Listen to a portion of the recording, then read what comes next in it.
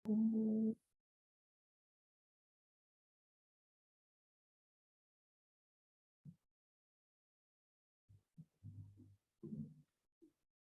ya. Tidak absen dulu.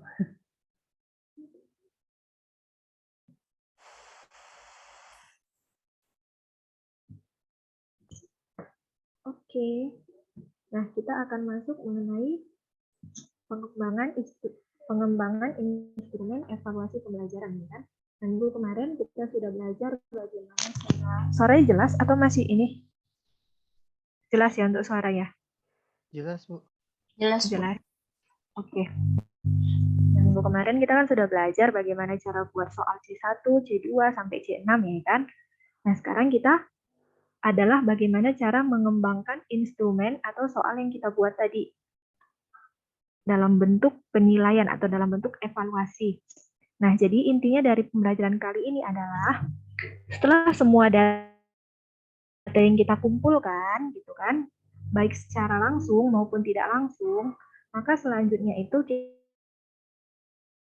kita akan melakukan pengolahan. Kita itu memberikan nilai terhadap data-data yang sudah kita kumpulkan sebelumnya.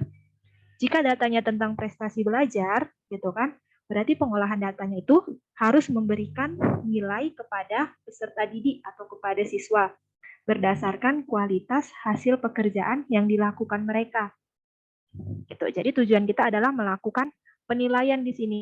Jadi kita melakukan penilaian itu harus ada standar-standar dan aturan-aturan yang berlaku. Tidak boleh sesuka hati kita saja menilainya. Gitu. Nanti di sini kita belajar bagaimana cara menilai yang baik dan benar. Ada menilai dengan skor dan ada menilai dengan bentuk pembobotan soal. Nanti kita bahas satu persatu.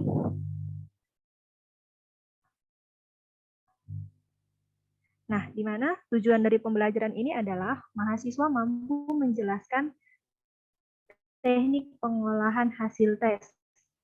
Ini hasil tes ini berupa tes kognitif, psikomotorik, maupun afektifnya.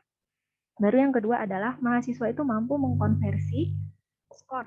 Jadi nanti ada nilai yang harus kita berikan. Selanjutnya kita buat skornya bagaimana dari persoal-soal yang ada. Baru yang ketiga, mahasiswa mampu menjelaskan cara memberi skor untuk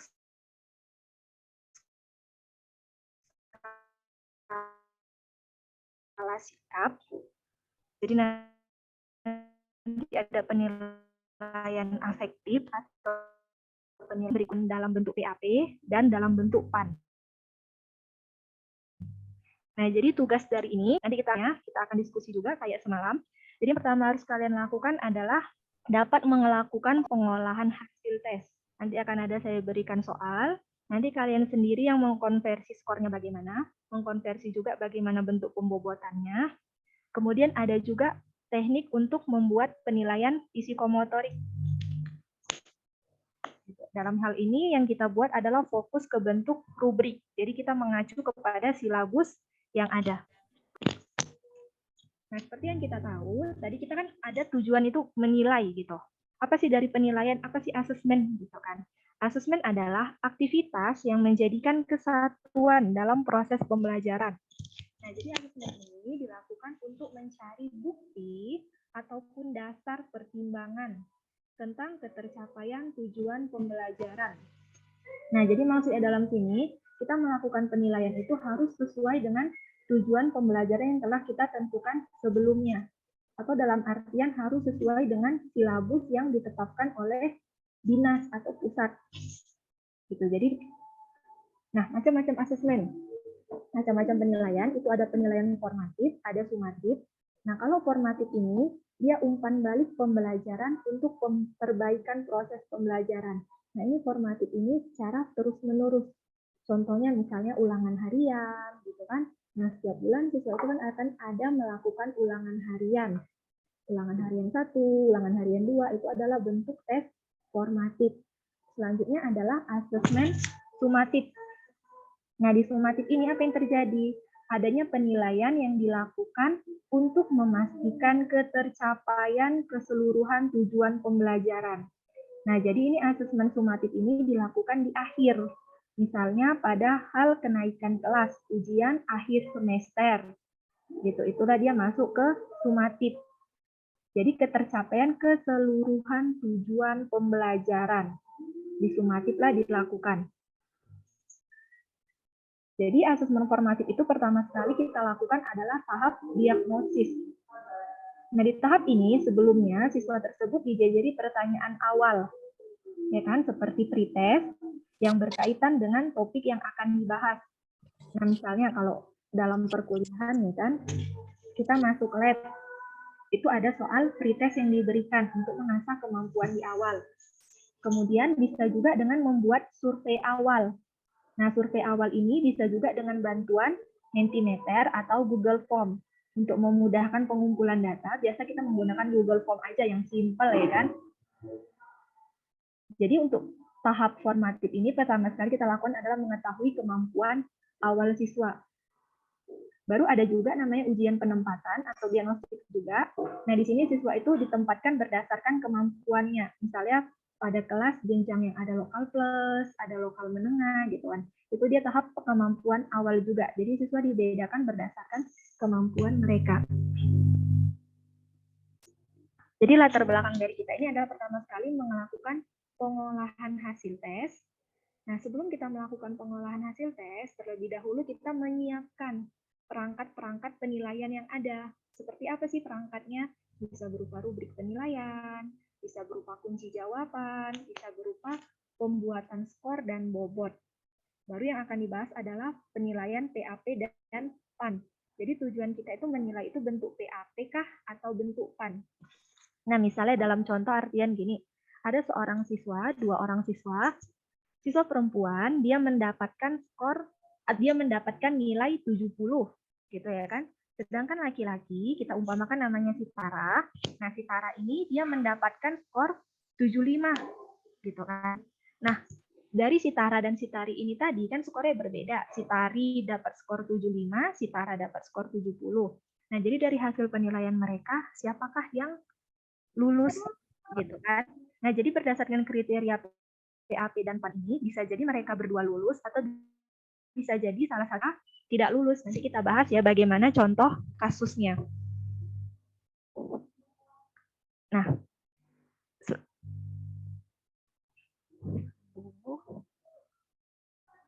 oke, nah di sini pertama sekali yang kita lakukan dalam penilaian itu adalah penilaian pengetahuan. Ya kan, penilaian pengetahuan ini berupa apa? Ada berupa tes tertulis, ya kan? Tes tertulis terdiri lagi dari tes pilihan ganda, tes uraian, tes menjodohkan, tes benar salah, ya kan? Baru ada lagi tes lisan.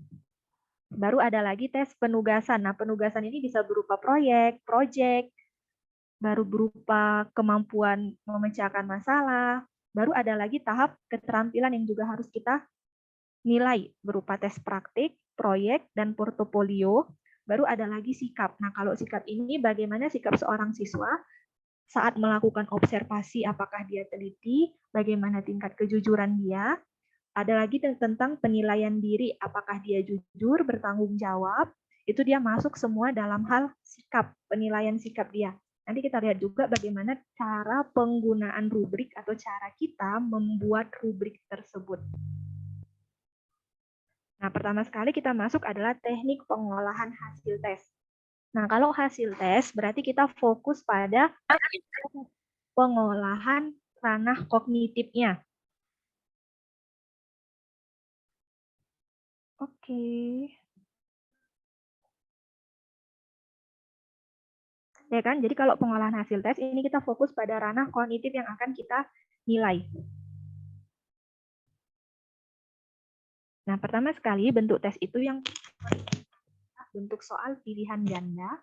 Nah, dalam pilihan ganda, prosedur pemeriksaannya itu pertama sekali, lembar jawaban peserta didik kita cocokkan dengan kunci jawaban yang sudah disiapkan. Ya kan? Untuk menghindari kekeliruan, baru yang berikutnya adalah bila jawaban peserta didik sesuai dengan kunci jawaban, maka diberi skor 1, dan bila tidak sesuai, maka diberi skor 0. Jadi dalam hal ini, ketika kita melakukan penilaian pilihan ganda, tidak ada siswa yang mendapat minus 1. Ya kan? Pahami tentang pedoman kita.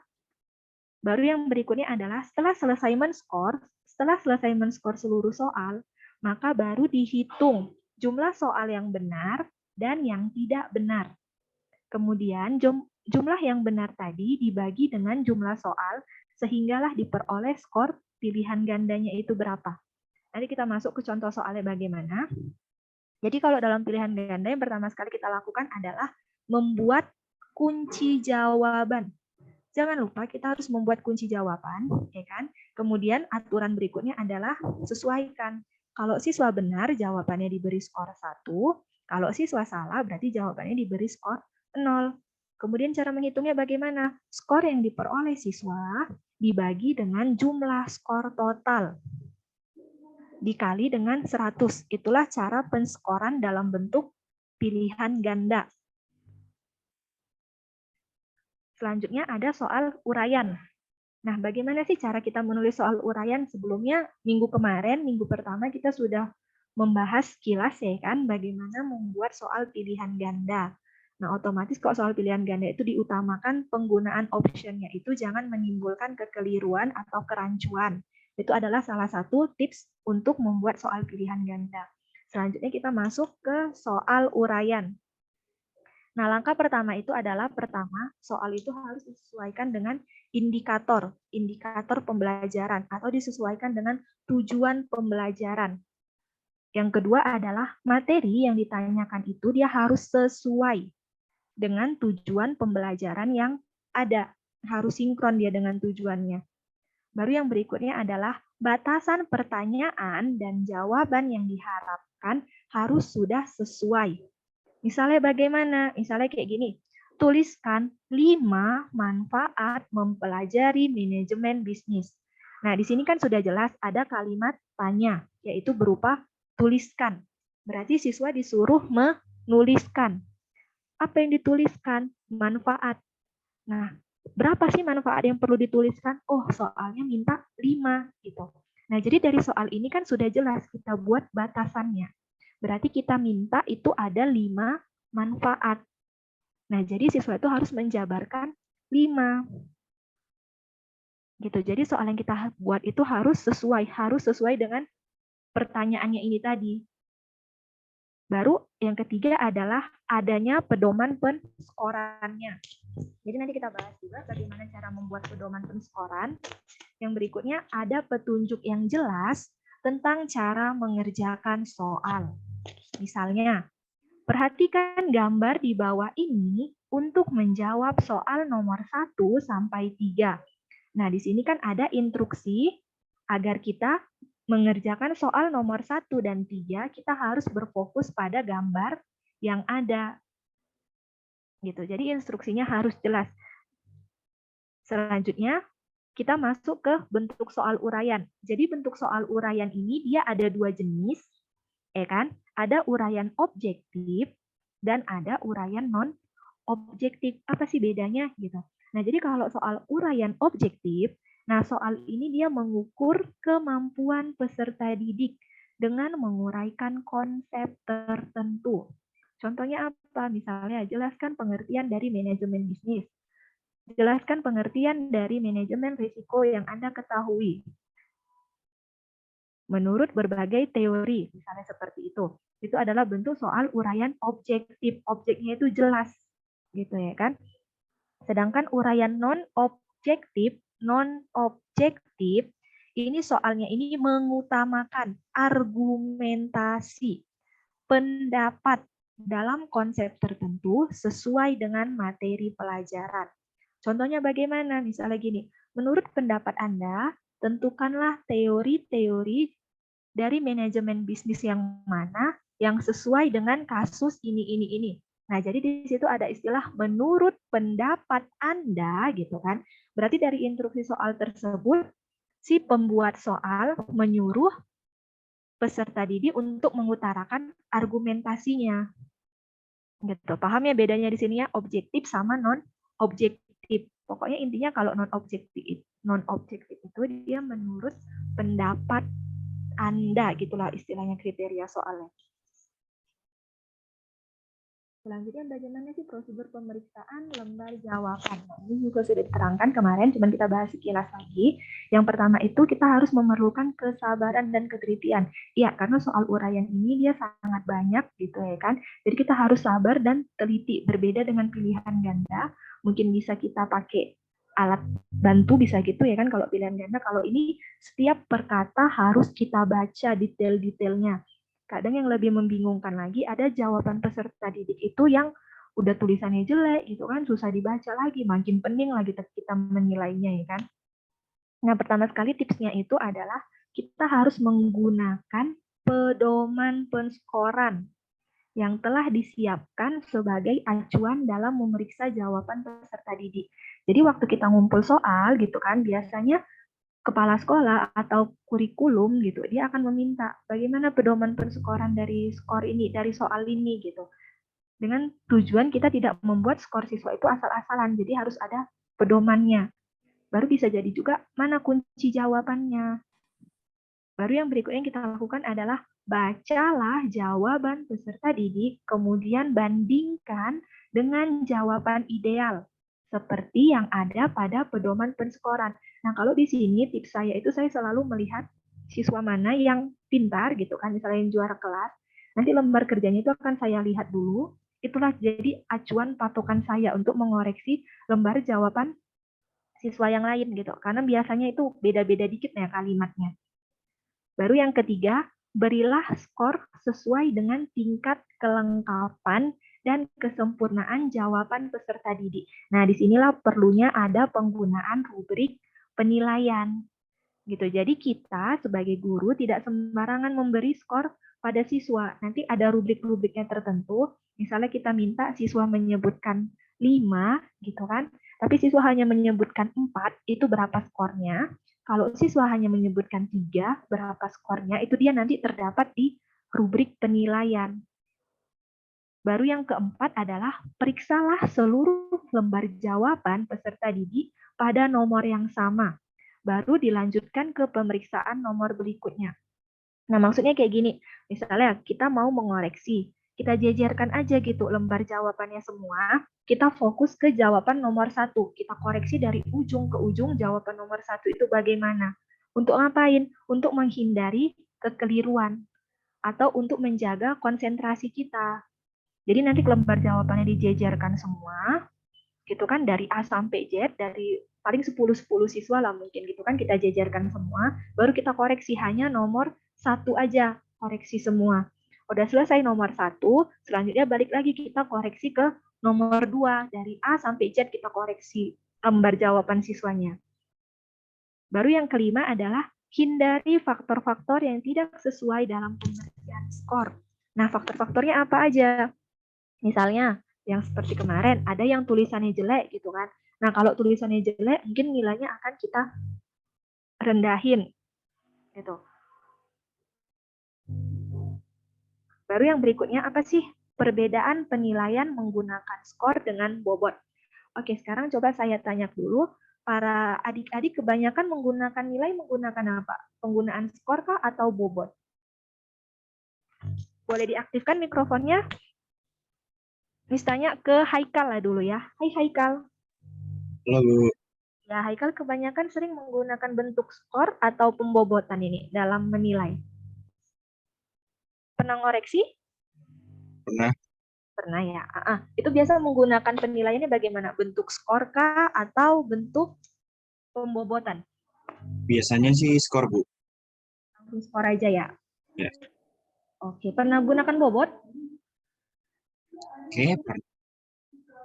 Pernah, lebih Biasanya enak. Iya, gimana? lebih enak skor sih. Lebih enak skor ya kan, lebih simpel. Ya. Tinggal kita skor-skor aja mereka ya. Oke, thank you Haikal. Coba satu lagi jawaban dari Mahesa. Boleh ya Mahesa ya? Hai Mahesa. Nah, coba Mahesa. Ya, Mahesa pernah pernah mengoreksi jawaban siswa atau jawaban adik-adik yang lainnya? Belum pernah sih, Bu. Belum pernah ya? Iya. Atau pernah baca-baca gitu gimana caranya? Oh, kalau baca-baca pernah. Kalau Maesa sendiri, dari yang dibaca itu mana yang lebih gampang? Menggunakan skor kah atau menggunakan bobot? Menggunakan skor.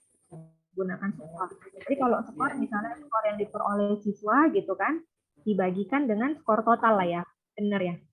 Iya, iya benar. Kali 100. Iya. Rata-rata guru juga kebanyakan.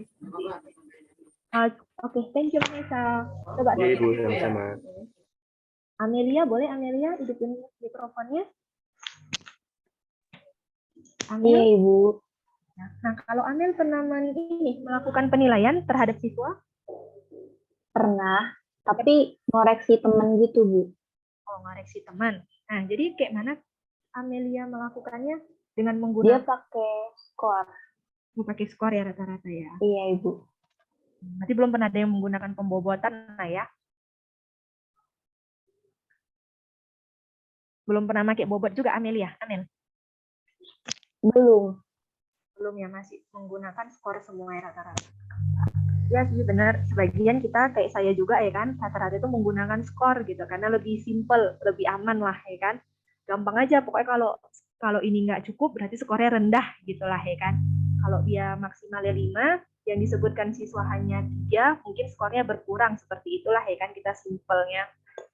Kebanyakan memang seperti itu. Nanti kita bahas ya di sini ya, bagaimana sih perbedaan penilaian menggunakan skor dengan bobot. Nah, pertama sekali kita langsung masuk ke contohnya ya. Misalnya, contoh penskoran. Soal nomor 1, kita beri skor 3. Ini ada soal uraian. Ya kan? Misalnya soal nomor 1, kita beri skor 3.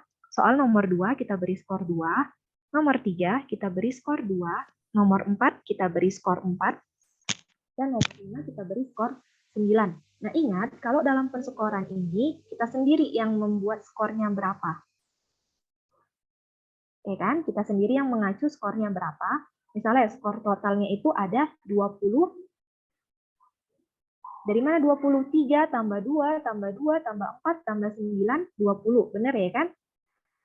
Ya, ini adalah contoh penskoran. Selanjutnya bagaimana mencarinya? Kita mencari perolehan nilai. Seorang siswa setelah mengikuti penilaian harian diperoleh hasil sebagai berikut. Soal nomor 1, 2 skornya. Soal nomor 2, 1. Soal nomor 3, 2. Soal nomor 4, 4. Soal nomor 5, 9. Jadi skor perolehan siswa adalah 18. Ya kan, benar kan? 2 tambah 1, 3, tambah 2, tambah 4, tambah 9, hasilnya 18. Nah, seperti yang adik-adik jelaskan tadi, rumusnya bagaimana? Skor yang diperoleh per skor total dikali 100%. Atau 100 dikali 100. Nah, jadi berapa? Skor yang diperoleh siswa ini berapa? 18. Berarti 18 per skor totalnya 20.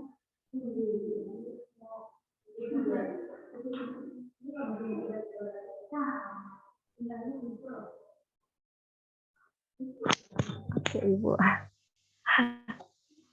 Nah, jadi skor yang diperoleh mereka adalah 18 per 20, ya kan?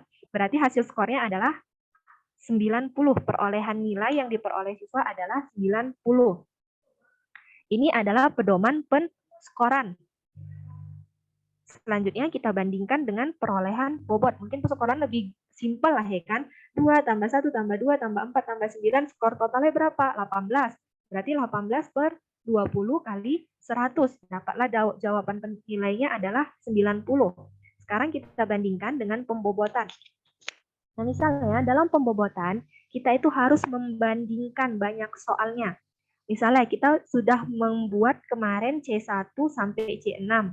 Kriteria kita C1 sampai C2 itu adalah soal yang mudah, ya kan?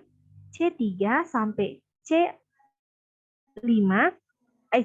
sampai C4 itu adalah soal yang sedang. Sedangkan C5 sampai C6 adalah soal yang sulit. Lalu kita buat perbandingannya. Oh, kalau soal yang mudah itu dia ada 50% dari jumlah total, soal yang sedang itu dia ada 30%, ya kan? Sedangkan soal yang sulit itu ada 20%. Selanjutnya kita bandingkan bobot soalnya. Yang mudah itu 20, yang sedang itu 30 tadi, yang sulit itu ada 50. Selanjutnya kita tentukan berapa sih jumlah soal yang sulit, jumlah soal yang sedang, dan jumlah soal yang mudah dari 5 soal uraian yang kita buat tadi. Misalnya soal nomor 1. Soal nomor 1 dan 2 ini kita kategorikan ke dalam soal yang mudah. Kenapa mudah? Diperoleh dari 50%, ini 50% yang mudah tadi, ya kan? Kita kalikan 5. Kenapa kali 5? Nah, kali 5 ini berdasarkan jumlah soal yang kita mau. Misalnya kita mau soalnya itu 5. Soal uraian ada 5. Jadi 50% kali 5 itu dapatnya 2,5. Jadi kita genapkan aja itu ada 2 soal mudah yang kita buat. Selanjutnya, soal nomor 3 dan 4, gitu kan, ini kita masukkan ke dalam soal yang sedang. Soal sedang berapa persentasinya? 30%. Ya kan? Berarti 30% dikalikan 5, gitu kan? Jadi dapatnya adalah 1,5. Kita genapkan aja menjadi 2 soal. Ya kan? Berarti kita sudah dapat 2 soal mudah dan 2 soal sedang. Selanjutnya soal yang sulit. Nah, soal yang sulit, berarti soal yang sulit kita ada berapa persen? Ada 20%. Selanjutnya 20% ini kita kalikan 5. Dapatlah hasilnya 1 soal. Ya kan, sudah kita kategorikan. Oh, yang mudah itu dia 2 soal, yang sedang itu dia 2 soal, dan yang sulit itu 1 soal. Sudah kita kategorikan berapa soalnya. Selanjutnya kita buat penskoran total. Skor totalnya berapa? 3 tambah 2 tambah 2 tambah 4 tambah 9 adalah 20. Selanjutnya contoh pembobotannya bagaimana? Ini sama kayak tadi, kita buat penentuan bobot. Misalnya untuk soal nomor 1 dan nomor 2. Karena soalnya mudah, gitu kan, berarti dia pembobotannya 20. Dari ini perbandingan soal 20, kita bagi 2. Kenapa bagi 2? Karena kita ada 2 soal. Berarti 20 bagi 2 adalah 10. Berarti bobot soal nomor 1 dan nomor 2 ini masing-masing 10. Itu bobot soalnya. Begitu juga dengan soal nomor 3 dan nomor 4. Ini kan soalnya ini termasuk soal yang sedang. Jadi bobotnya bagaimana? Bu, maaf suaranya kecil, Bu. Nah, ini untuk soal yang sedang, berarti dia 30.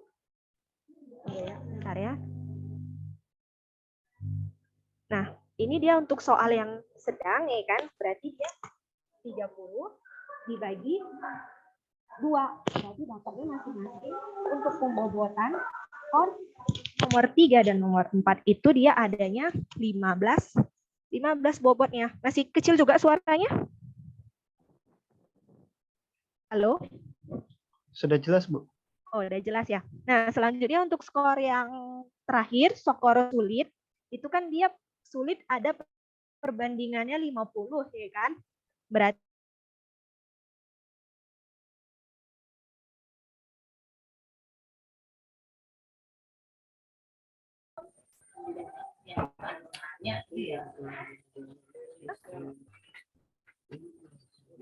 kalau nomor 1 itu, kalau soal nomor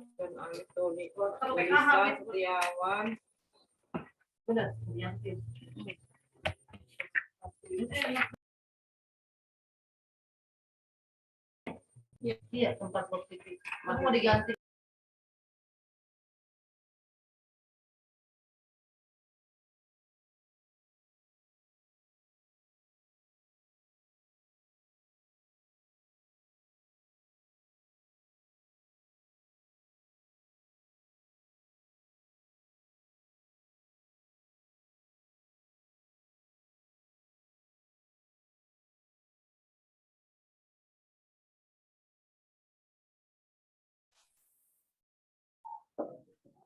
Hilang ya suaranya.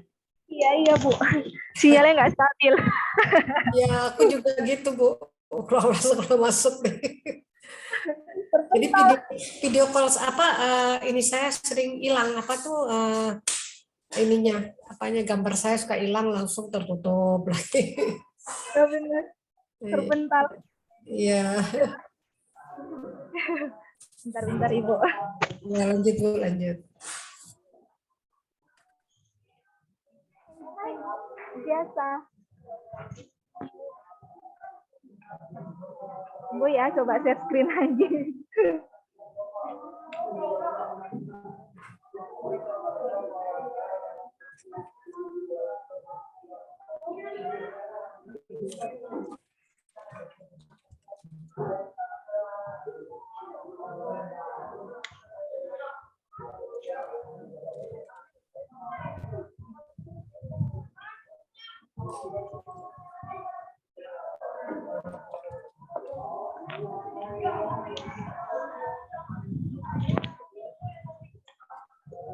Oke, jadi tadi kita sudah menentukan ya. Tadi sampai mana kendalanya?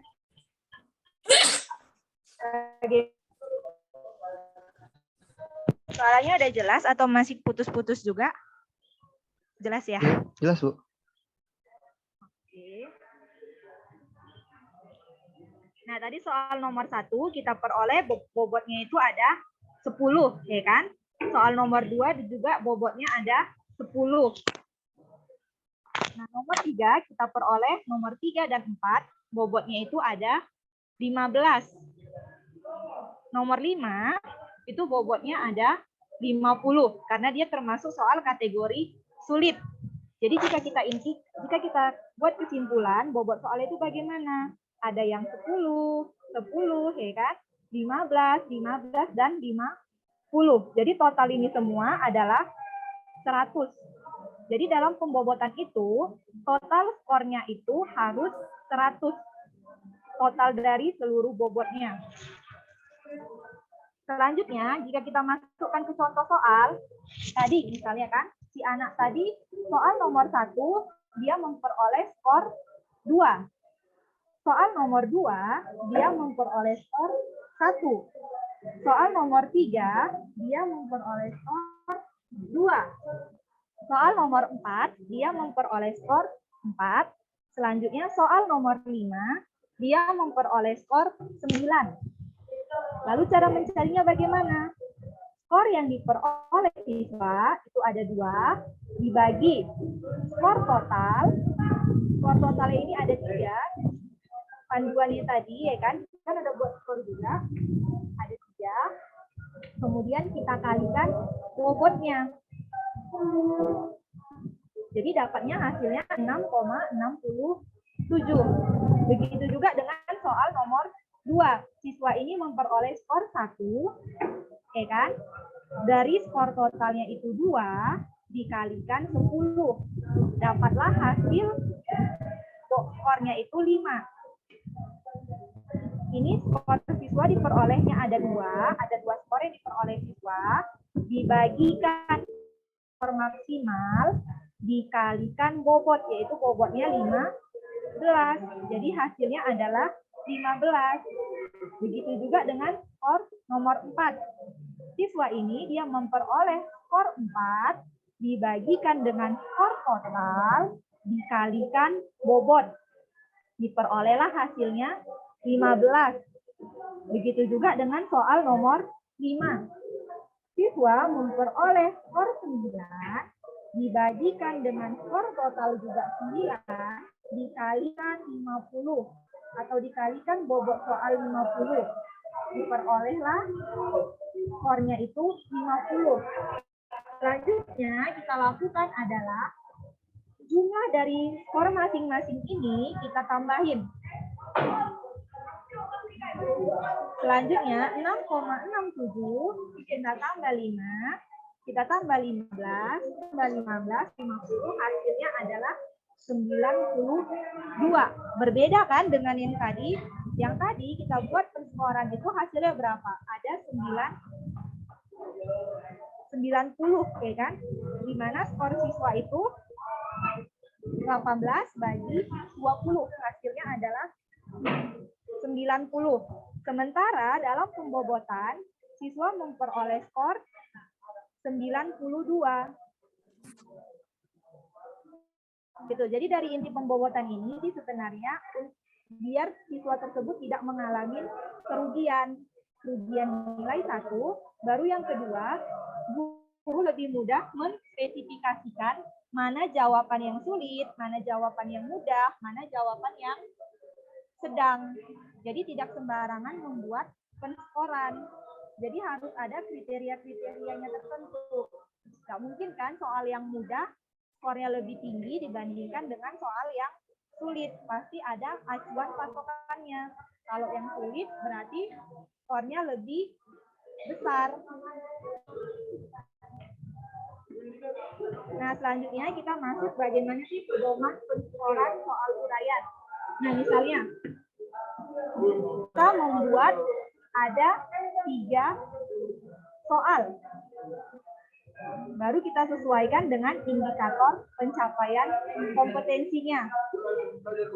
Indikator pencapaian kompetensi ini sesuai dengan silabus, ya kan? Baru ini soalnya.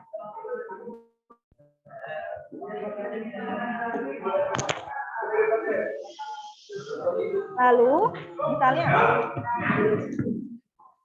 bentar ya, teman-teman.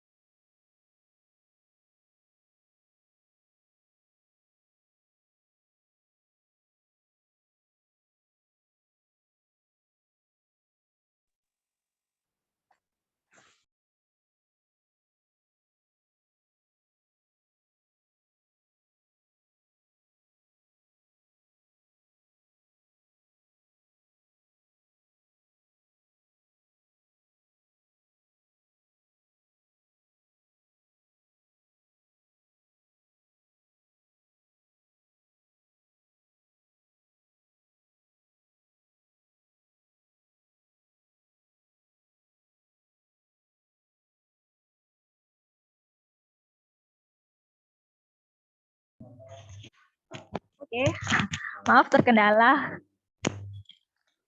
Yuk, jadi kita tadi kan sudah buat soal. Oke kan? Ada kriteria-kriterianya. Jadi untuk memudahkan kita melakukan pedoman penskoran atau pembobotan tadi, kita harus membuat pedoman penskoran soal uraian. Nah, contohnya apa? Misalnya, indikator pencapaian kompetensi. Ini dia harus silabus. Nah, contohnya apa? Misalnya, bagaimana struktur dari morfologi bakteri. Baru soalnya bagaimana yang kita buat? Jelas 5 struktur dan ciri-ciri morfologi bakteri. Dalam soal ini, jelas dia yang diminta berapa? 5. Ya kan? Jadi dijawab siswa lah, misalnya strukturnya itu apa? Misalnya struktur sel bakteri ada apa? Ada dinding sel, ada protoplasma, ada membran sel, ada sitoplasma, gitu kan? Jadi pedoman kita bagaimana?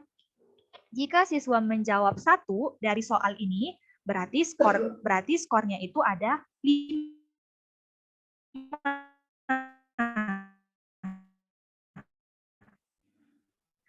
Jika siswa menjawab 2, berarti skornya ada. Nah, berarti setiap butir jawaban itu dia diberi bobot atau diberi skor 5. Seperti itu. Baru selanjutnya, indikator yang kedua adalah menjelaskan sistem reproduksi dari bakteri. Ya kan? Soalnya bagaimana? Misalnya, jelaskan 3 sistem reproduksi bakteri. Nah, jadi di sini jelas perintah soalnya itu bagaimana. Yang pertama siswa disuruh itu menjelaskan, ya kan? Nah, sesudah siswa menjelaskan, apa sih yang dijelaskan? Yang dijelaskan adalah sistem reproduksinya. Ada berapa banyak yang mau dijelaskan? Ada 3. Jadi kita kalau membuat soal uraian itu, dia harus jelas strukturnya, harus jelas apa yang kita minta. Untuk apa? Tujuannya untuk memudahkan kita melakukan penskoran tadi. Nah, misalnya jika siswa menyebutkan 1 dari soal ini, gitu kan, siswa mendapat skor 10.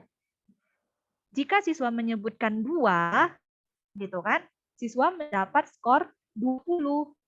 Jika siswa menyebutkan 3-3-nya, berarti dia sudah menjawab atau sudah mendapat skor maksimal, yaitu 30. Nah, jadi memudahkan guru juga kan dalam melakukan penskoran atau melakukan pedoman penilaian. Itulah gunanya membuat soal uraian yang terstruktur. Baru yang berikutnya, yang ketiga, mengidentifikasi peranan bakteri bagi kehidupan. Contoh soalnya bagaimana? Sebutkan 4 peranan bakteri yang menguntungkan bagi manusia. Nah, ini sudah jelas kan? Dia minta ngapain sih? Hanya untuk menyebutkan saja. Apa yang disebut dalam soal ini? Peranan dari ada 4. Nah, itu juga lah pedoman kita. Jika siswa menyebutkan 1 saja, jika siswa menyebutkan 2 peranan, berarti skornya 20. Jika 3, berarti skornya 30.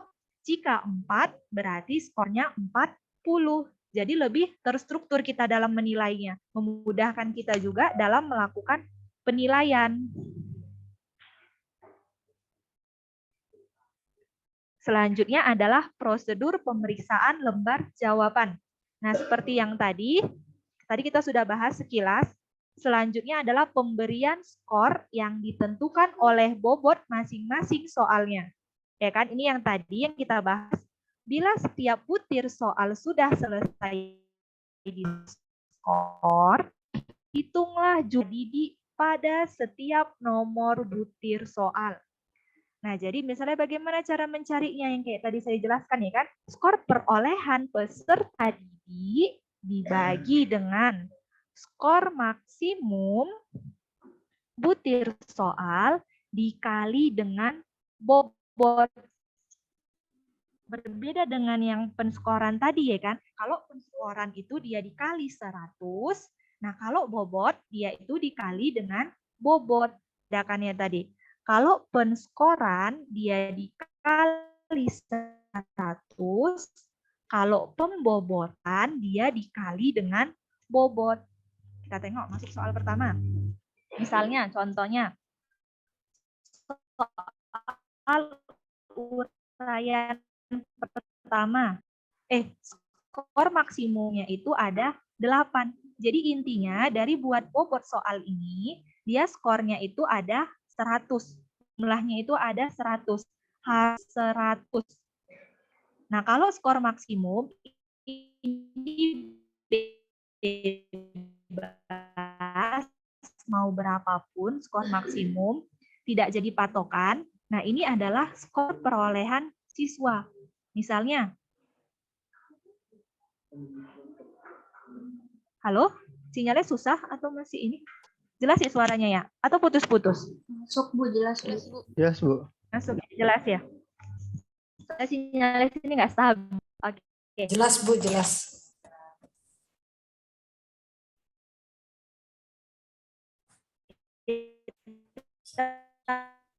Masuk soal. Jelas ya, Ibu ya. Kan bobot soalnya itu ada 20. Skor maksimumnya itu ada 8. Ya kan? Ini sudah kita tetapkan ya sebelumnya ya. Skor maksimum berapa, bobot berapa sudah kita tetapkan. Selanjutnya si siswa ini tadi dia memperoleh skornya itu 7. Gimana cara nyarinya? 7 skor perolehan siswa kita bagi dengan 8, ya kan? Dibagi dengan skor maksimum, kita kali 20. Hasilnya berapa? 17,50. Ini adalah penghitungan soal yang pertama. Begitu juga dengan soal yang kedua.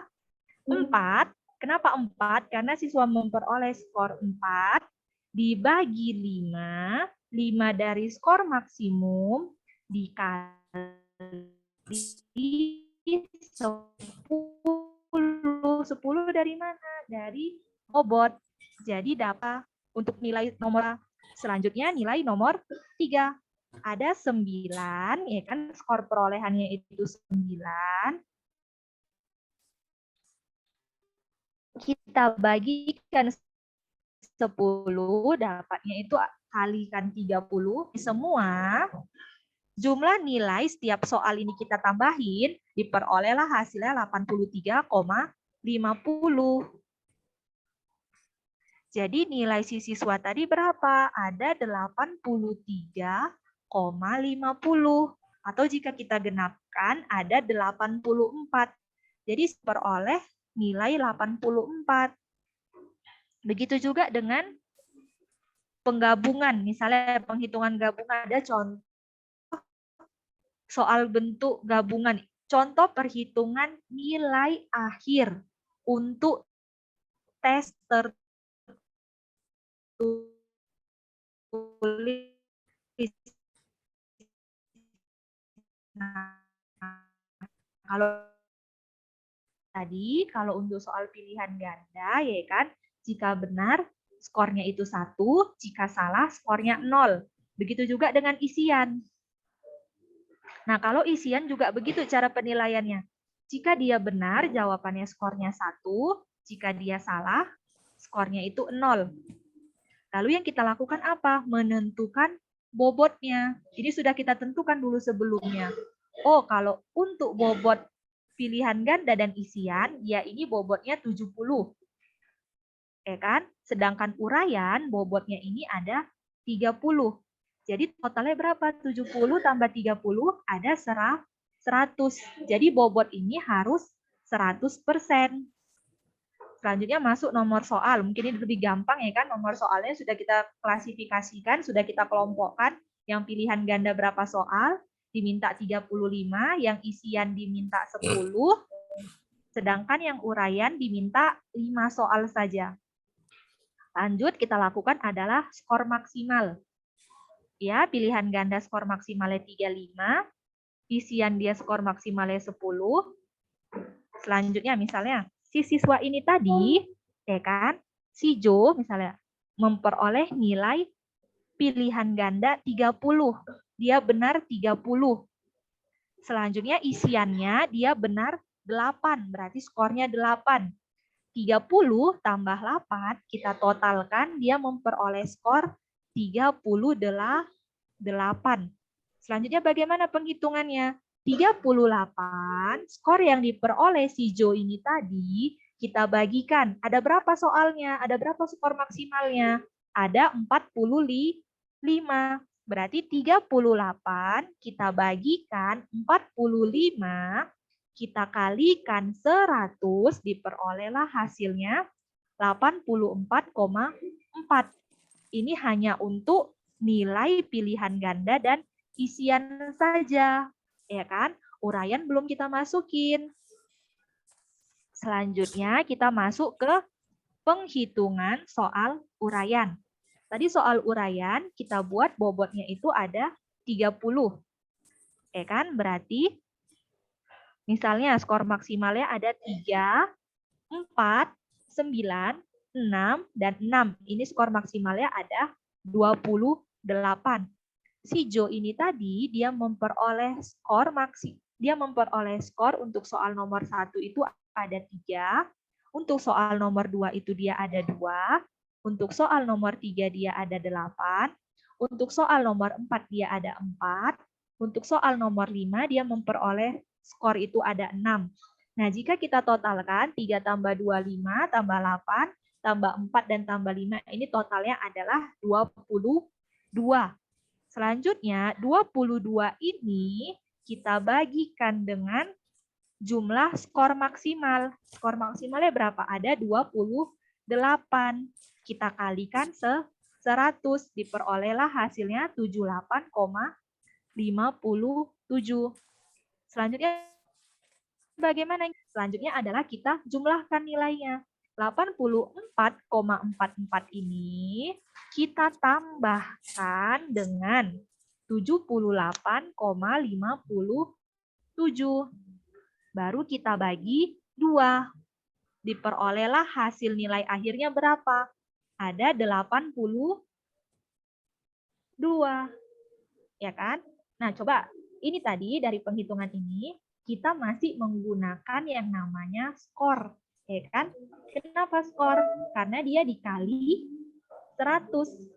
Kita belum gunakan dikali bobot berapa. Bener nggak? Ya kan? Masih skor kan kita cari kan? Coba kalau kalikan bobot. Coba kita kalikan bobot ya. 8 bagi 4, 5 dikalikan.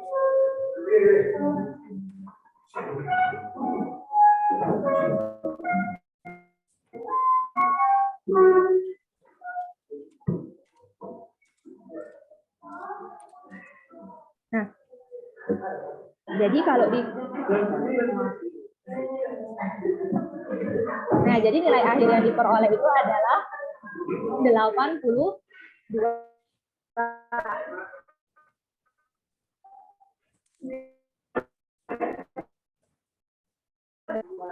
Oke, selanjutnya tadi kita menggunakan pedoman penilaian, ya kan?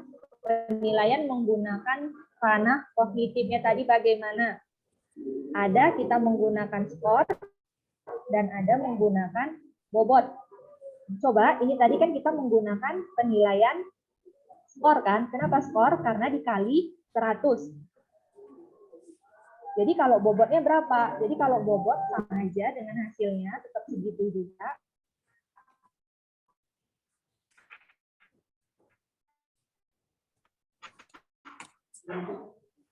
Motorik, nanti yang dijelaskan sebelumnya, afektif itu dia merupakan penilaian sikap.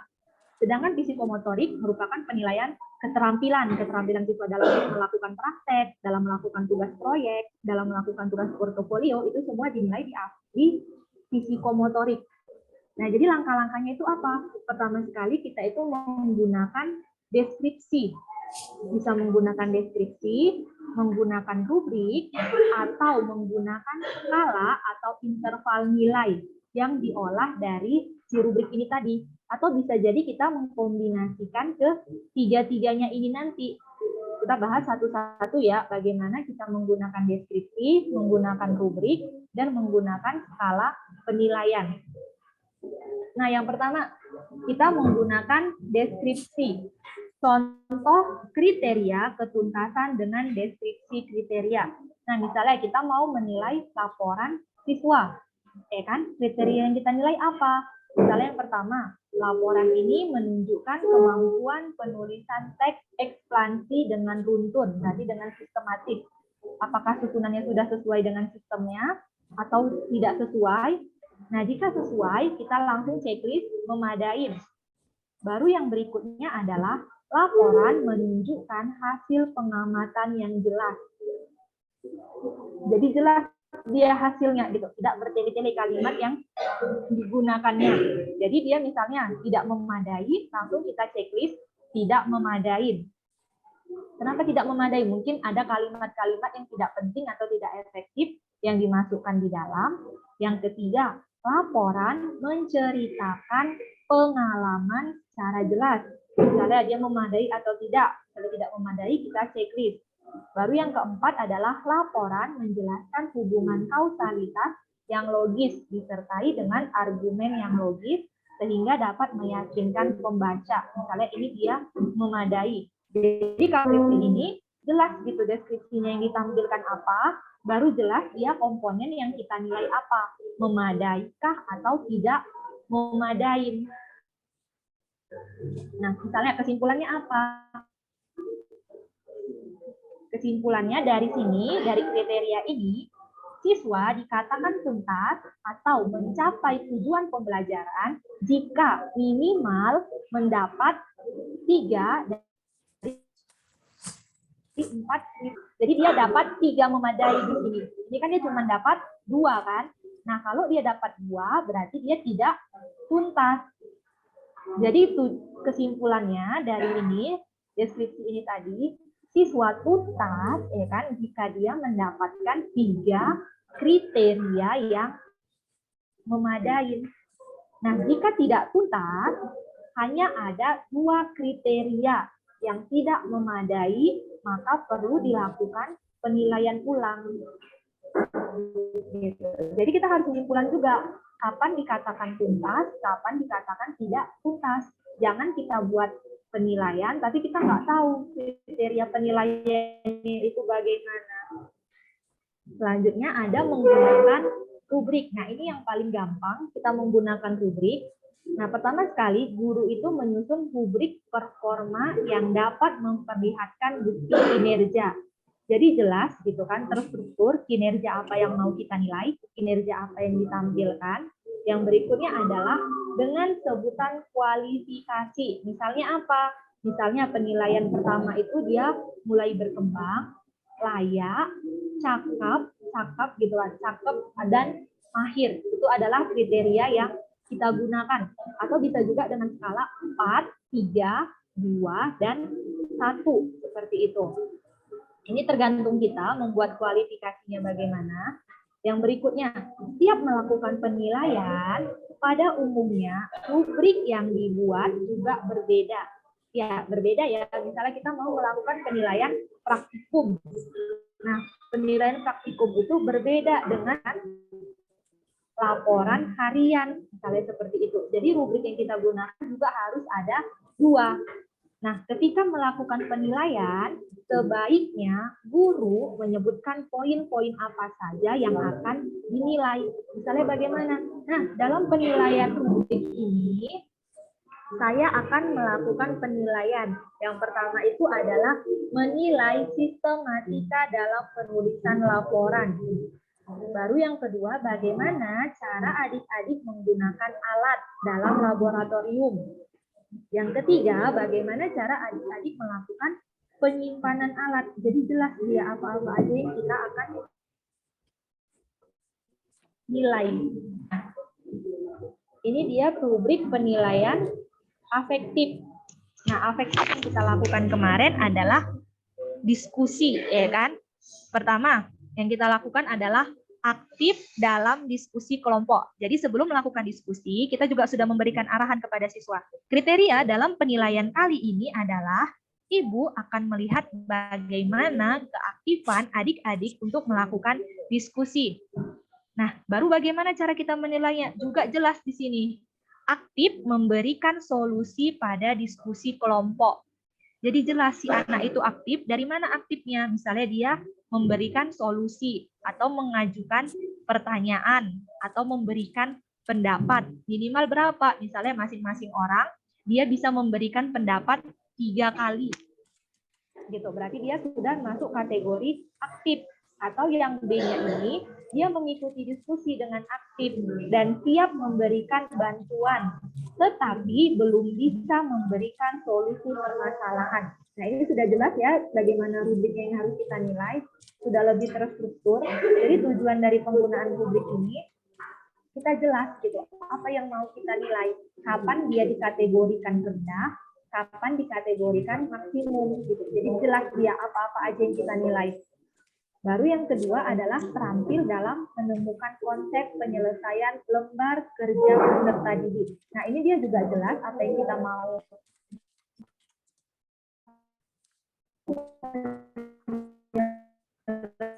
langkah awal sampai kesimpulan pada LP dan sudah benar. Nah, ini kita beri skor 4. Baru yang berikutnya,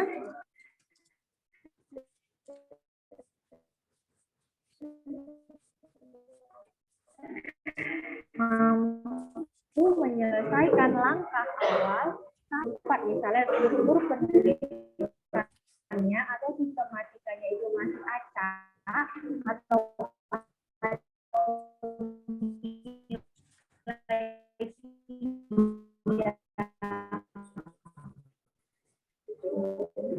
ini tadi kan kalau ini kan dijelaskan skornya berapa, aspek yang dinilai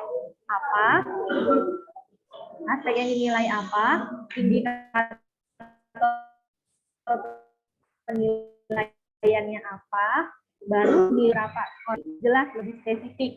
Ada lagi bentuk rubrik yang seperti ini. Nah, misalnya indikator penilaian, tugas selesai tepat waktu, berarti skornya 4. Ya kan?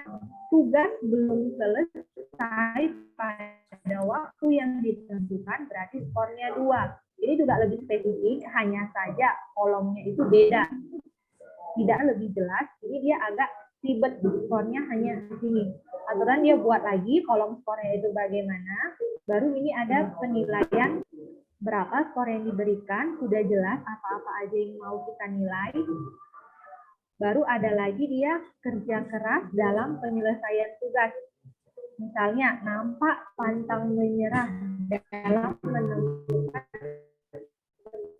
penyelesaian tugas dengan mencari referi. Ini dia udah dapat skor maksimal, yaitu skornya itu 4. Selanjutnya yang ketiga bagaimana? Dia hanya menyelesaikan tugas dan hanya menggunakan referensi, tetapi tidak aktif bertanya. Ini dia skornya 3. Gitu kan, lebih jelas bukan referensi, skornya 4, sedangkan ini dia aktif menemukan referensi.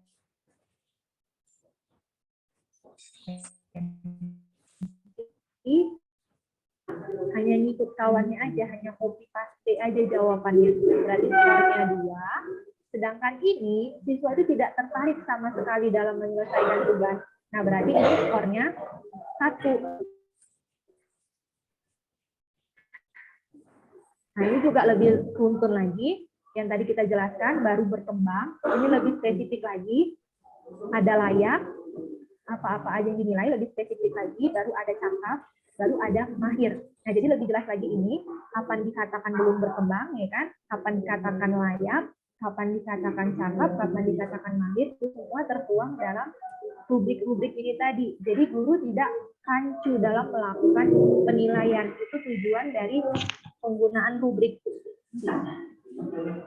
Nah, yang berikutnya adalah menggunakan interval nilai. Tadi kita sudah buat deskripsi bagaimana, ya kan, dalam penentuan afektif dan psikomotorik. Sudah juga menggunakan rubrik, bagaimana buat rubrik yang baik dan benar, ya kan. Yang ketiga, kita menggunakan interval nilai. Harus ada nilainya. Contohnya bagaimana? Untuk menggunakan interval, guru dan satuan pendidikan dapat menggunakan rubrik maupun nilai dari tes. Jadi ini dikombinasikan. Kita gunakan rubrik, kita gunakan juga skala penilaian. Selanjutnya guru menentukan terlebih dahulu intervalnya. Nah, jadi kita tentukan kapan dia dikategorikan maksimal, kapan dia dikategorikan minimal, baru tindak lanjutnya yang akan dilakukan untuk para peserta didik selanjutnya. Hasilnya tadi, hasil dari penilaian ini sebaiknya kita utarakan kepada peserta didik agar dia bisa melakukan evaluasi atau mengalami, agar dia bisa mengevaluasi kinerja dia tadi. Contohnya bagaimana kriterianya? Misalnya, ini adalah kriteria umum yang kita gunakan. Misalnya dia memperoleh skor 0 sampai 40, berarti dia belum mencapai ketuntasan. Berarti dia harus remedial di seluruh bagian. Misalnya bagian mana? Misalnya bagian penggunaan alat-alat atau bagian penulisan laporan. Jadi dia mengalami remedial. Misalnya jika skornya 41 sampai 65, berarti dia belum mencapai ketuntasan juga. Ini dia juga diremedialkan, tetapi di bagian yang diperlukan saja. Misalnya bahasanya direvisi. Baru interval 66 sampai 85, ya ini sudah mencapai ketuntasan. Sebaiknya tidak perlu dilakukan remedial. Selanjutnya interval 86 sampai 100, dia ini sudah mencapai ketuntasan. Nah, jika dia sudah tuntas, selanjutnya perlu adanya pengayaan atau tantangan yang lebih berat lagi, seperti itu. Nah, kita masukkan ya. Tadi kita membuat rubrik penilaian afektif, misalnya seperti itu kan. Kita masukkanlah ini, kita buat rubrik penilaiannya per siswa, misalnya nama siswa. Kita masukkan nama siswanya siapa aja, bebas ya kan, A sampai Z. Baru diskusi. Tadi kan indikator-indikatornya sudah disampaikan kan pada lembar kemarin. Jadi kita di sini tinggal masukkan aja nilai yang ada.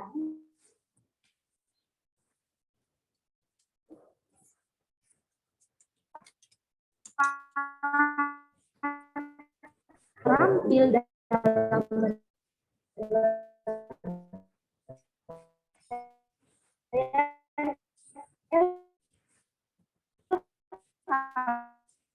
PD siswa ini apa saat serah 4.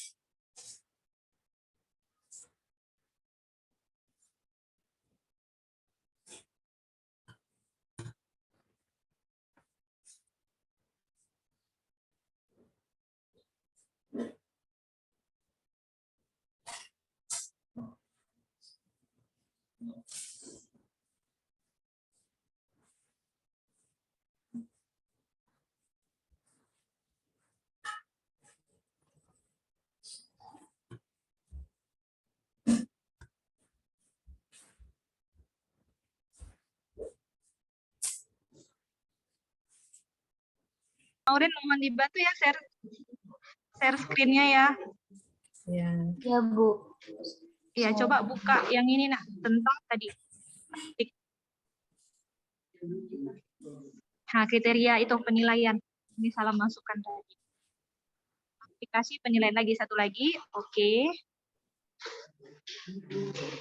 Oke. Lagi. Lagi.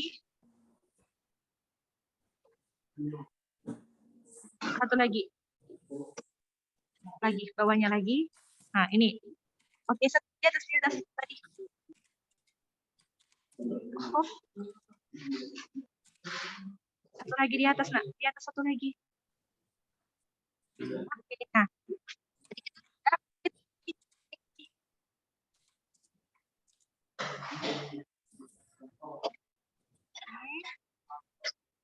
Atas tadi yang terakhir. Jelaskan yang terakhir. Satu lagi di atas. naik 1 tingkat. Oke, itu pas. Nah, tadi kita kan sudah memberikan penilaian lah ya kan. Nah, misalnya si Budi, dia mendapatkan skor maksimal. Nah, jadi si Budi tadi ini dia mendapatkan skor 4 pada saat dalam diskusi kelompok. Selanjutnya, dia mendapatkan skor 3 pada saat terampil dalam menemukan konsep, ya kan? Selanjutnya, dia dapat skor 4 pada saat terampil dalam menyajikan LKPD. Selanjutnya, dia dapat skor maksimal juga pada saat melakukan terampil dalam komunikasikan hasil diskusi. Ya kan? Jadi skor-skor ini tadi yang dikasih bintang ini tadi itu kita jumlahkan. Ada 4 tambah 3 tambah 4 tambah 4, ya kan? Selanjutnya kita jumlahkan, kita bagikan dengan 16. Kan? Kenapa 16? Karena dia ada 4 kriteria, ada 4 penilaian yang kita gunakan. Dengan skor maksimalnya itu ada 4. Ya kan? Berarti 4 kali 4, dia hasilnya 16. Berarti si Budi memperoleh skor berapa? Ada 94 si Budi dalam nilai. Selanjutnya 94 ini tadi kita masukkan ke dalam kriterianya. Apakah kriteria tuntas, tidak tuntas, belum mencapai? Nah, ternyata 94 ini jika kita masukkan ke dalam intervalnya, dia sudah kategori tuntas, ya kan? Berarti si Budi ini sudah mencapai nilai ketuntasan. Nah, jadi bisa juga kita bandingkan ya, menggunakan rubrik dan menggunakan skala penilaian tadi. Baru kita gunakan, masukkan ke dalam kriteria tadi. Gitu. Ayo satu lagi, Maureen, berikutnya, slide berikutnya.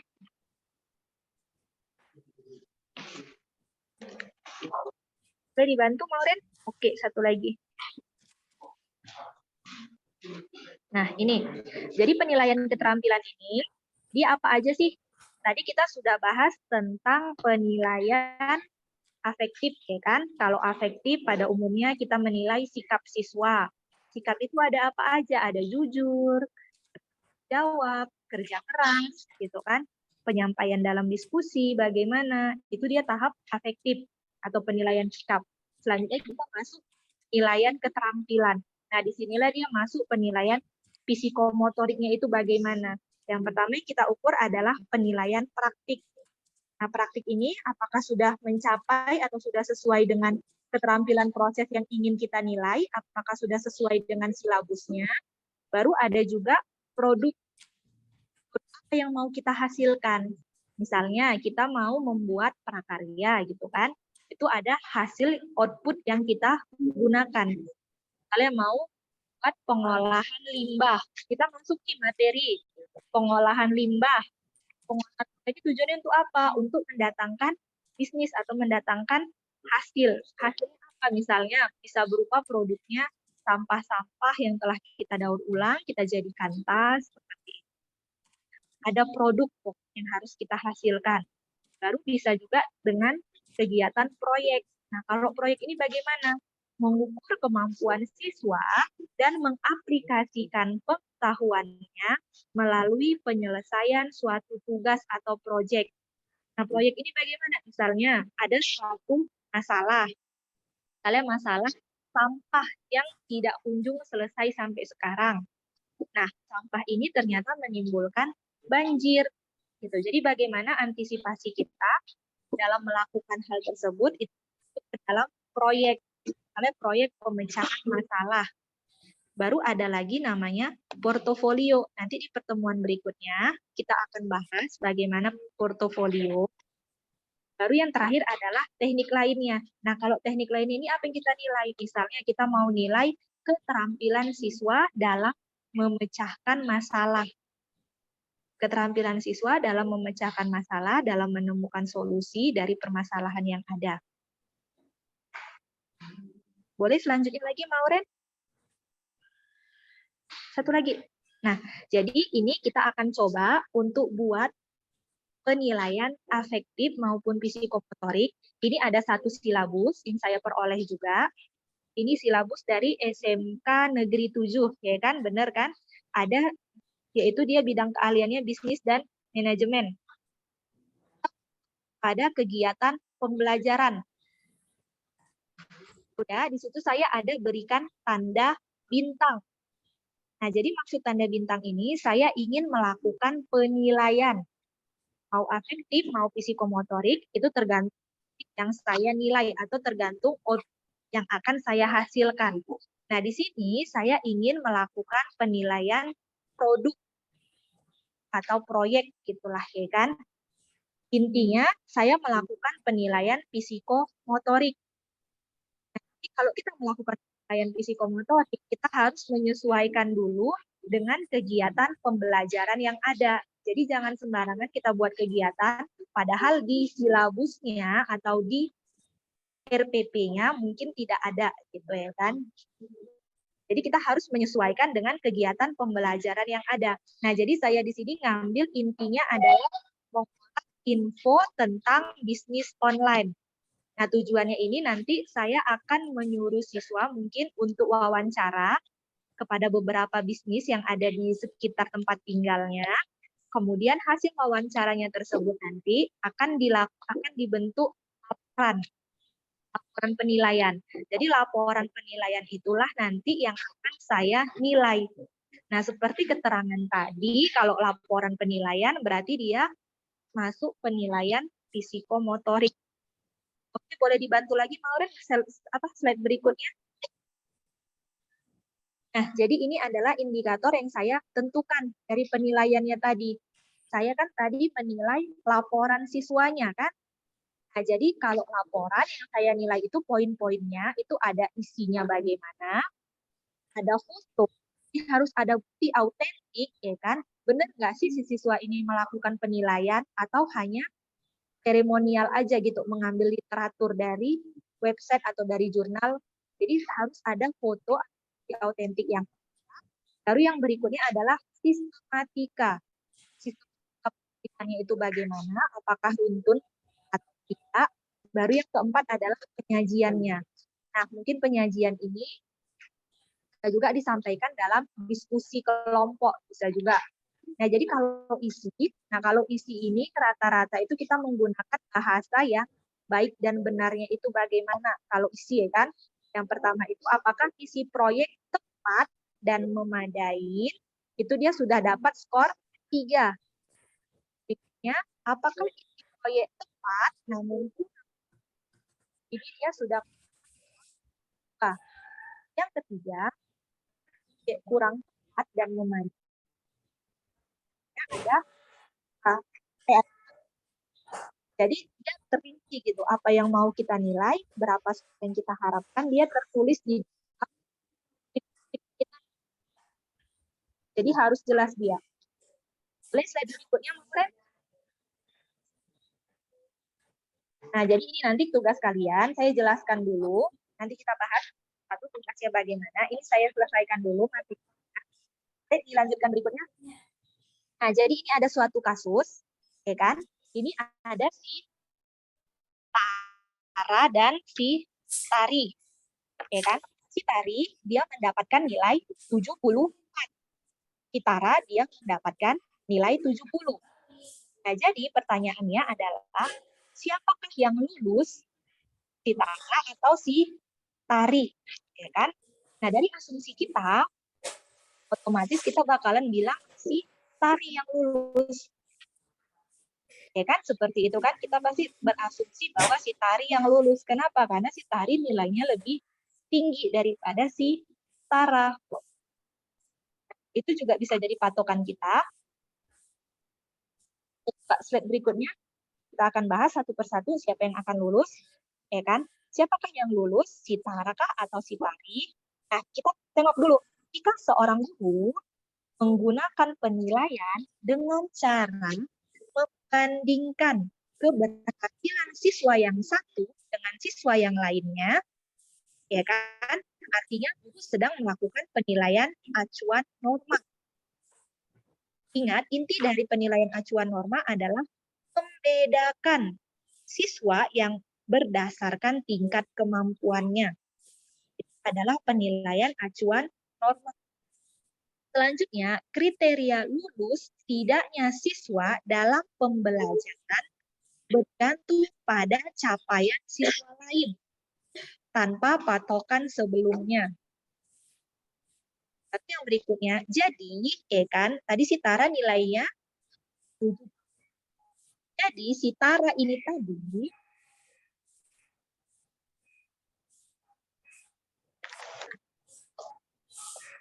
bentar ya. Keluar.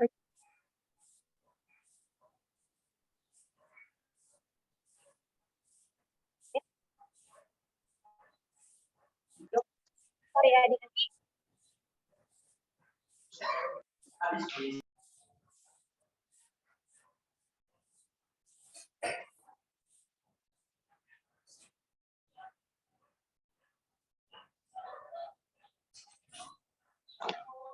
Ya.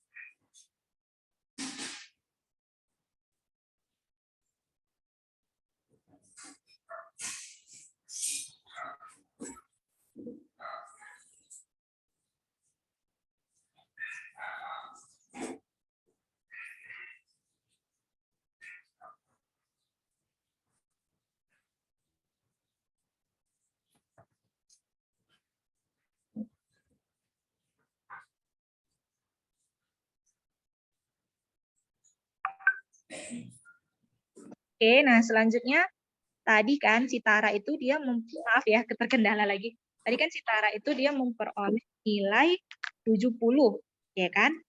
Nah, jadi si Tara ini dia mencapai nilai yang baik, itu dikategorikan dia masuk kategori baik gitu ya kan? Karena nilainya ini melampaui teman-temannya. Nah, dalam artian bagaimana? Si Tara ini tadi nilainya itu lebih tinggi dibandingkan teman yang lain. Nah, bisa jadi si Tari ini tadi dia tidak selokal sama si Tara, makanya si Tara lah yang. Jadi intinya dari si Tara ini tadi, si Tara ini mencapai nilai yang baik karena nilainya itu melampaui temannya. Ini nilai rata-rata kelas. Gitu. Berarti karena nilai si Tara lah paling tinggi di antara teman-teman yang lain, atau nilai si Tara lah yang tinggi, gitu kan.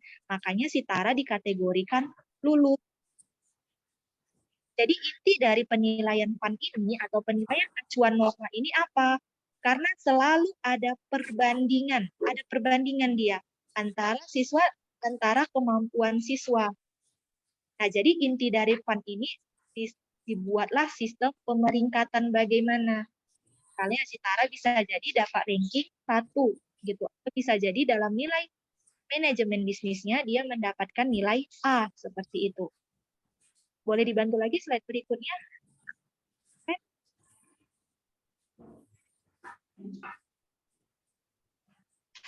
Halo, Ben, boleh dibantu? Iya, sebentar, Bu. Oke.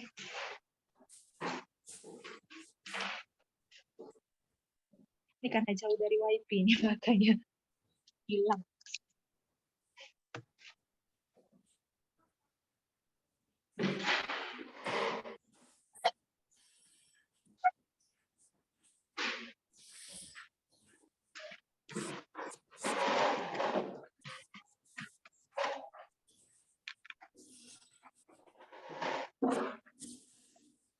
Nah, jadi intinya jika seorang kan melakukan penilaian berdasarkan patokan atau kriteria tertentu yang telah ditentukan sebelumnya, berarti guru tersebut sedang melakukan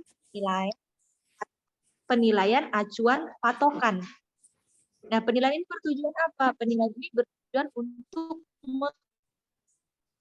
secara pasti kompetensi yang ditetapkan apakah sudah sesuai dengan tujuan dari pembelajaran tadi. Nah, jadi bedanya tadi dengan IPAN tadi ini beracuan pada nilai peserta didik yang lain, ya kan? Sedangkan di PAP ini dia hanya pada kriteria ketuntasan minimum. Nah, jadi misalnya si Tara dan si Tari tadi, ya kan? Nah, seperti ini. Oke, bagus. Ya, selanjutnya, nak. PAP. Misalnya tadi nilai kita mau mencari nilai PAP pada si Tara dan si Tari. Pertama, Tara dan si Tari itu kita identifikasikan dengan memberikan kriteria. Nah, misalnya apakah kriterianya A, B, C, atau D. Nah, kalau tadi 70, ya kan? 70 itu dia sudah termasuk nilai yang B. Kita tentukan kriterianya B. Selanjutnya, apakah sudah sesuai dengan KKM? Nah, kita tentukan juga KKM dari misalnya manajemen bisnis, KKM-nya itu harus 5, misalnya seperti itu kan. Nah, karena si Tari memperoleh nilai 74, berarti dia tidak boleh jadi dia harus melakukan ujian ulangan. Oh ya. Nah, kalau tadi nilai si Tari 75 ke atas, kan, dia tidak melakukan pengulangan lagi atau tidak melakukan remedial. Dia sudah lulus. Jadi PAP itu bedanya. Kalau PAP melihat acuannya itu dari kriteria KKM atau ketuntasan minimum yang telah ditetapkan oleh sekolah. Nah, sedangkan si PAN ini tadi, misalnya nilai si Tara dan si Tari itu dia perlu dibandingkan dengan rata-rata kelas 2. Jadi dibandingkan dengan rata-rata kelas yang ada. Kemudian dilakukanlah pengolahan data. Bagaimana diolah? Misalnya dengan timpangan bakunya bagaimana. Selanjutnya, dari hasil perbandingan tersebut ke dalam kriterianya, apakah dia lulus, apakah dia tidak lulus. Itu. Jadi bedanya di sini, kalau PAP, dia acuannya itu adalah KKM, ya kan? Sekali lagi saya terangkan, kalau PAP itu dia acuannya KKM atau acuan pembelajaran, sedangkan di PAN, dia ini acuannya itu adalah membandingkan dengan rata-rata kelas terlebih dahulu. Ikan dia. Oke, selanjutnya Maureen. Nah, jadi intinya gini, masuklah cerita kedua. Nah, di SMA, itu PAN itu seperti ini. Untuk diterima di SMA melalui jalur tes, kan kita kan ada jalur SMA. Siswa harus mengikuti rangkaian tes yang diselenggarakan sekolah. Misalnya apa? Misalnya tes psikotes, tes analisis, ya kan? Nah, di antara ratusan peserta, bahkan ribuan peserta yang mendaftar, ya kan, hanya diambil 30 saja yang terbaik yang akan kita terima. Ya, 30 ini bagaimana cara ambilnya? Diambil aja tanpa memperhitungkan skor perolehan ketika tes. Jadi diambil 30 ini dengan memperhitungkan rata-rata. Dibandingkan dengan rata-rata kelasnya. Memperhitungkan perolehan siswa tersebut. Sedangkan kalau dalam PAP, misalnya, untuk di SMA melalui jalur tes, ya kan, siswa harus menjawab soal dengan benar 80% dari seluruh soal yang diberikan. Yang mencapai skor minimal akan diterima. Karena skor minimal dia berapa?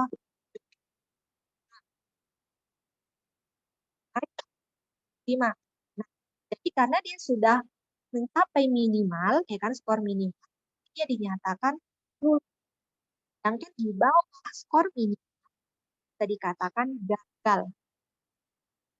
Itu bedanya. Kalau Ya dibandingkan dengan seluruh peserta, ya kan, tanpa memperhitungkan skor, sedangkan PAP dia memperhatikan skor minimal yang akan itu berapa. Kita di next-kan lagi.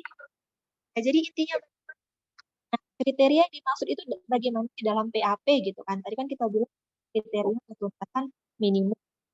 Jadi kriterianya itu adalah kemampuan dalam memenuhi persyaratan minimum telah ditetapkan sebagai kriteria kelulusan. Misalnya persyaratan minimumnya bagaimana? Siswa itu harus itu untuk afektif, baru dia dinyatakan siswa tersebut harus menghasilkan olahan sampah, baru dia dinyatakan. Jadi itu adalah standar-standar minimum. Jadi bukan hanya sekedar mendapat skor aja, tetapi mampu dalam membentuk afektif maupun tadi. Jadi harus imbang gitu skor yang diperoleh. Boleh di next-kan lagi, Maulen? Nah, jadi apa sih perbedaannya tadi? Kita flashback lagi ya. PAP, dia menekan yang dapat dilakukan tadi kan membandingkan. Ingat, PAP itu dia tidak membandingkan, ya kan? Sedangkan dalam PAN, dia itu fokus kan. Tapi yang berikutnya tujuannya adalah tercapaian tujuan dari pembelajaran PAP tadi. Sedangkan di PAN, untuk klasifikasikan sesuai dengan tinggi rendahnya tingkat kemampuan yang dimiliki. Lalu kita kelompokkan yang pintar dengan yang pintar, yang sedang-sedang. Jadi ini adalah untuk kelompokkan. Jadi banyak sekarang itu PAN itu digunakan kan kalau mencari lokal plus kita menggunakan PAN-nya, nilaian PAN. Selanjutnya pada PAP itu dia pada umumnya menggunakan subformatif. Nah, kalau tadi itu berupa ujian, kan ulangan harian yang dilakukan setiap bulan. Sedangkan kalau ini dia berupa sumatif, yaitu akhir semester. Kriterianya bagaimana? Nah, ini merupakan kalau pada PAP dia ini merupakan tingkat pengalaman belajar, berarti kemampuan bagaimana? Ini dia lebih menggunakan atau penilaian belajar. Kita mengetahui kemampuan masing-masing didik. Jadi dikelompokkan.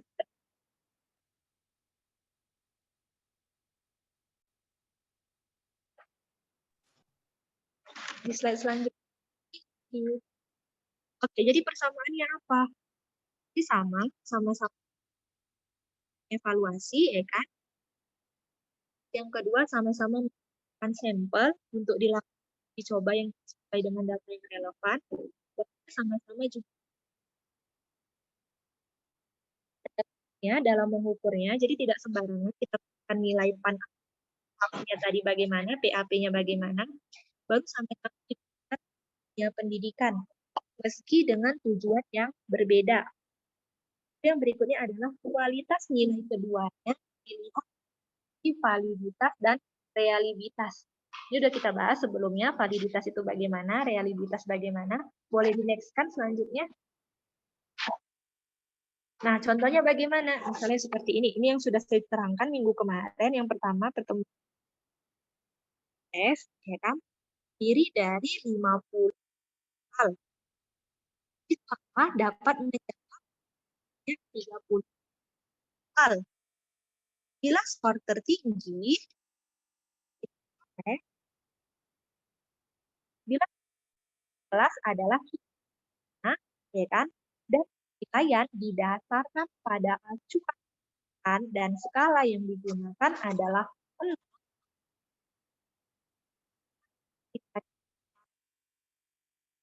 PAN dan PAP.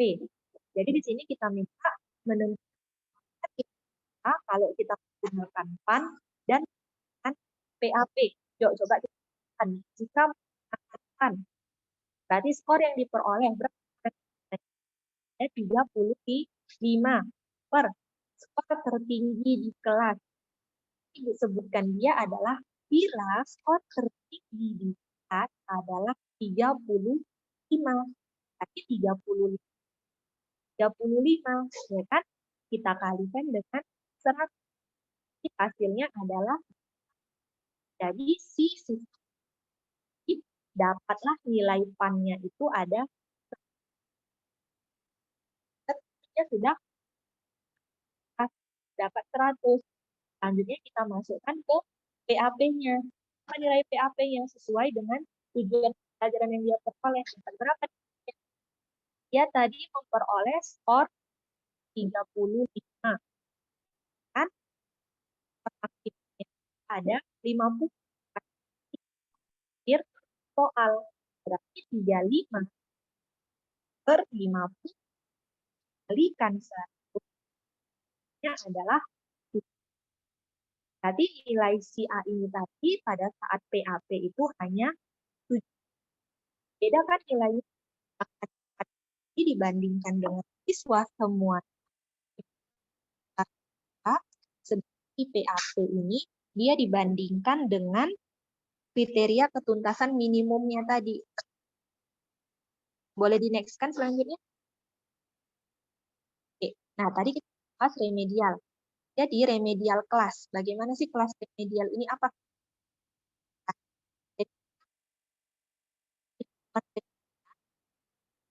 Tidak mencapai ketuntasan minimum dengan sebagai berikut. Misalnya, pemberian bimbingan secara individu. Jadi apabila apa? Apabila anak ini mengalami kesulitan yang berbeda-beda. Jadi secara individu, bagaimana belajarnya tadi, baru pemberian bimbingan secara. Nah, ini bisa juga dengan penerapan, ya kan? Bisa jadi kawannya juga ngajarin temannya biar lebih tepat. Nah, pemberian bimbingan apabila pelajaran peserta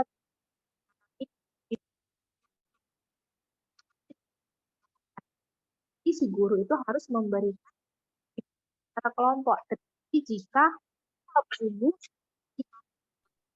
itu siswa belum lanjut pelajaran ulang. Nah, di sini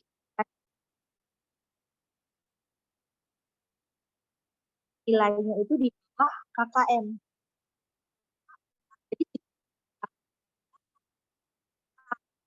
Jadi dikaji yang tidak dimaafkan si gurunya tadi hal tidak sesuai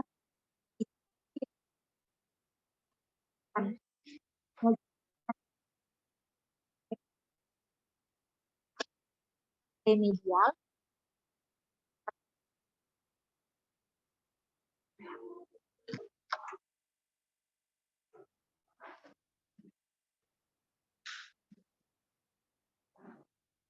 Jadi tergantung. Maaf Bu, suaranya nggak masuk Bu. Dari tadi nggak masuk? Enggak, iya. Oke, nah jadi di sini si guru tersebut harus mengambil kebijakan-kebijakan tersendiri bagaimana agar pembelajaran dan tujuan pembelajaran bisa tersampaikan kepada peserta didiknya tadi. Nah, jadi setelah ada pembelajaran remedial, lalu bagaimana dengan siswa yang telah tuntas, gitu kan? Nah, jika siswa yang telah tuntas tidak mengalami remedial, gitu kan, siswa tersebut boleh melakukan pengayaan. Boleh selanjutnya di next kan, Nak? Mauren?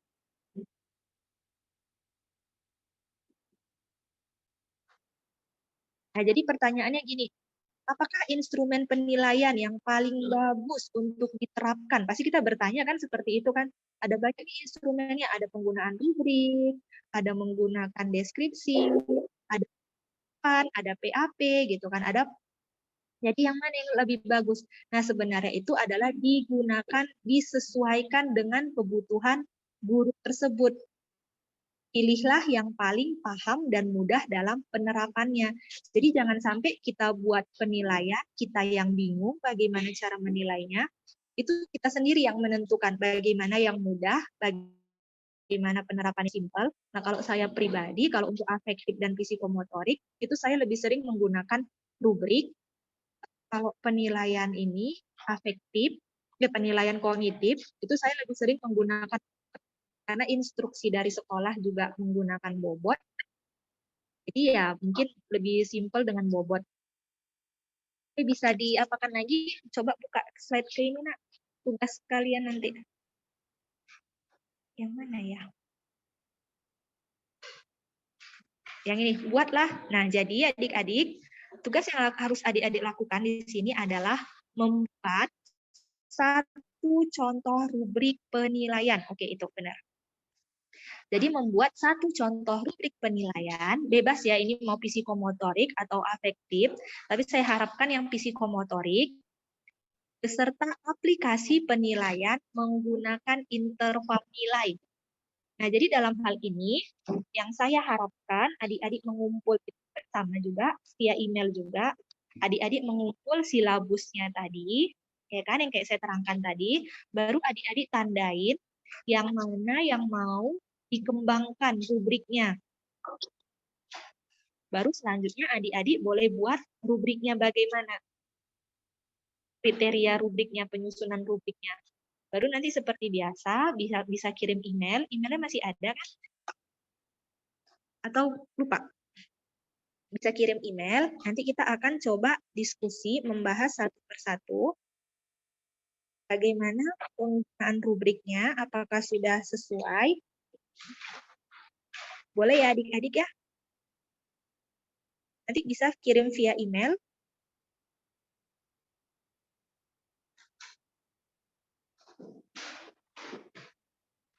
Emailnya ini saya chat juga ya. Jadi tujuannya membuat rubrik. Tugas yang harus adik-adik lakukan adalah membuat rubrik penilaian. Bebas mau rubrik apa aja, tapi jangan lupa nanti dicantumkan silabusnya. Jadi saya melihat kompetensi apa yang dinilai dan kompetensi apa yang dikembangkan untuk rubriknya. Bebas rubriknya, nggak harus psikomotorik, bebas mau afektif maupun psikomotorik, bebas mau apa yang dinilai, bisa indikator penilaiannya ada variasinya dari yang saya paparkan ini. Bervariasi. Paham ya adik-adik ya untuk soalnya ya?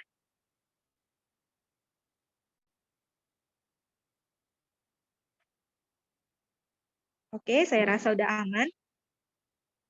Ya, emailnya di mana di chatting?